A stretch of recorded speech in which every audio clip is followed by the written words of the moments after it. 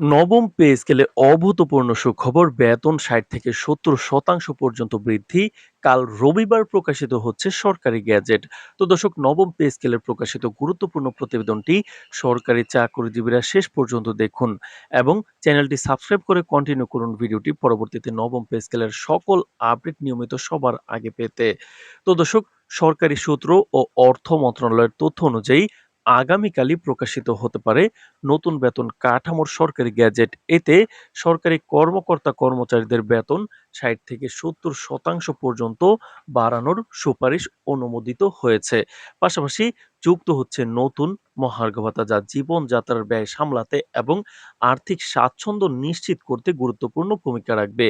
নবম pay scale কার্যকর করার প্রস্তাব সর্বশেষ সরকারি পে কমিশনের বৈঠকে অনুমোদিত হয়েছে। অর্থ উপদেষ্টা ও প্রধান উপদেষ্টা যৌথভাবে ফাইলটি অনুমোদন করেছেন। সবকিছু ঠিকঠাক থাকলে রবিবার সকালেই গ্যাজেট প্রকাশিত হবে। এই স্কেল ১৫টি গ্রেডে প্রয়োগ করা হবে এবং নতুন কাঠামোর বাস্তবায়ন সম্ভাবনা রয়েছে অক্টোবর থেকে।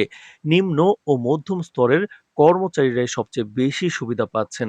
প্রস্তাব অনুযায়ী দশম থেকে পঞ্চদশ গ্রেডের কর্মকর্তা-কর্মচারীদের বেতন বাড়বে প্রায় ৬৫ থেকে ৭০% পর্যন্ত। উচ্চ গ্রেডভুক্ত কর্মকর্তাদের ক্ষেত্রে বৃদ্ধির হার প্রায় ৬০% থাকবে।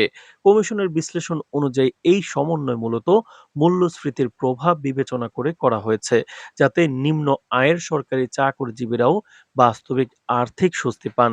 তো দর্শক, ভিডিওটির এই মুহূর্ত পর্যন্ত যারা দেখছেন, চ্যানেলটি সাবস্ক্রাইব করে কন্টিনিউ করুন নবম পে স্কেলের সকল আপডেট সবার আগে পেতে।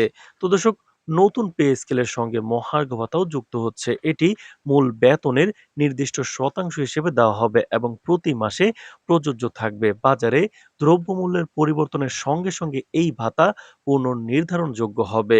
অর্থ মন্ত্রণালয়ের এক কর্মকর্তা জানান, এই ভাতা যুক্ত হলে সরকারি চাকরিজীবীদের ক্রয় ক্ষমতা উল্লেখযোগ্যভাবে বৃদ্ধি পাবে। অর্থনীতিবিদদের মতে, বেতন বৃদ্ধি সরকারি ব্যয় বাড়ালেও দেশের আর্থিক অর্থনীতিতে ইতিবাচক প্রভাব ফেলবে। অভ্যন্তরীণ বাজারে ক্রয় ক্ষমতা বৃদ্ধির মাধ্যমে উৎপাদন ও সেবা খাত আরও সক্রিয় হবে। তবে তারা সতর্ক করেছেন, রাজস্ব আয় না বাড়ালে এই বেতন কাঠামো টেকসই রাখার ক্ষেত্রে সরকারের জন্য চ্যালেঞ্জ তৈরি হতে পারে। প্রশাসনে ইতিমধ্যেই আনন্দের পরিবেশ বিরাজ করছে। বিভিন্ন দপ্তরের সরকারি কর্মকর্তা-কর্মচারীরা জানিয়েছেন, বহু বছর পর এমন খবর সত্যিকার স্বস্তি আনছে। একাধিক কর্মকর্তা বলেন, দীর্ঘদিন ধরে যে প্রত্যাশায় ছিলাম, অবশেষে তা বাস্তব হচ্ছে। এই বেতন কাঠামো আমাদের পরিবারের জীবনে নতুন স্বস্তি নিয়ে আসবে। অর্থ উপদেষ্টার দপ্তর জানিয়েছে, গ্যাজেট প্রকাশের পর ধাপে ধাপে পুরাতন বেতন কাঠামো বিলুপ্ত করা হবে। নতুন স্কেল কার্যকর হওয়ার সঙ্গে সঙ্গে বকেয়া অংশ পর্যায়ক্রমে পরিশোধ করা হবে। তো দর্শক, ভিডিওটির এই মুহূর্ত পর্যন্ত যারা দেখছেন, চ্যানেলটি সাবস্ক্রাইব করে রাখুন পরবর্তীতে নবম পে স্কেলের সকল আপডেট সবার আগে পেতে। তো দর্শক, সবশেষে বলা যায়, বছরের শেষ প্রান্তে সরকারি চাকরিজীবীদের জন্য এটি নিঃসন্দেহে সবচেয়ে বড় সুখবর। ৬ থেকে ৭ দশমিক বেতন বৃদ্ধি, নতুন ভাতা সংযোজন এবং কালি গ্যাজেট প্রকাশ, সব মিলিয়ে প্রশাসনিক অঙ্গনে এখন উচ্ছ্বাসের হাওয়া। সরকারের এই সিদ্ধান্ত শুধু সরকারি চাকরিজীবীদের মুখে হাসি আনবে না, বরং দেশের অর্থনৈতিক চাকা আরো গতিশীল করবে বলে আশা করা হচ্ছে। তো দর্শক, নবম পে স্কেল এবং মহার্ঘ ভাতার সকল আপডেট নিয়মিত পেতে চ্যানেলটি সাবস্ক্রাইব করে রাখুন। আজ এ পর্যন্তই, ধন্যবাদ।